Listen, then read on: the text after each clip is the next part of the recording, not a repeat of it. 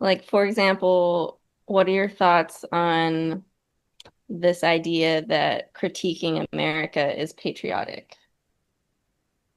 Because I hear that all the time. Like, oh, it's the greatest sign of patriotism to critique to critique this country that we live in and love. Black. Yeah, that is right.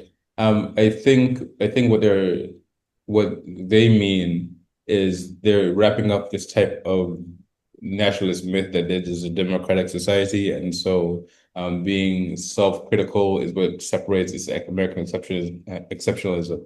What makes us different is that we're allowed to critique our leaders and critique things, and this makes us different.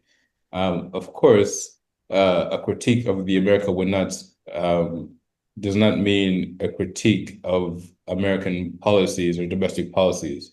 Um, that is just advice to America.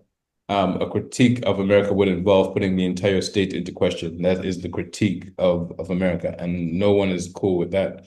That is merely treasonous that you call the police immediately when you start saying things that America does not exist or should not exist, or we should be or against America. All of these flirting with these ideas themselves are considered illegal. So what they have done is they have removed the critical elements of critique and only allowed the parts of critique that is within the parameters um, of the colony, so that whatever thoughts that could exist are thoughts that do not upset or do not press through the borders of the colony. So it's first, it's like as if the king says, yeah, you could be extremely critical of me as in as many ways as you want, just not of my rule, by power, and you could only critique in the courtyard and for such a time, and you could decide whether I should wear the blue hat or the red hat. That is the nature of critique in the US.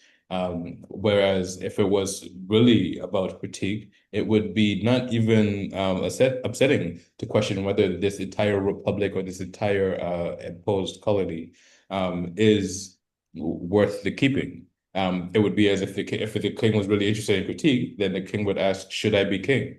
But the kings don't ask that; they just say, "Yo, which hat can I wear today?" And so, but you allow if you've so normalized the king and the state, then you start believing that yeah, the king is supposed to be there. He has inherited the throne. America is supposed to be there. It has inherited the colony and reproduced the colony, and or they would say it's just like it's always been there. Um, and so you just kind of accept what things are. And so you actually start believing that you are being self-critical when you're discussing the King's Hat. But that is really evidence of how powerful the king's rule is. So, yeah.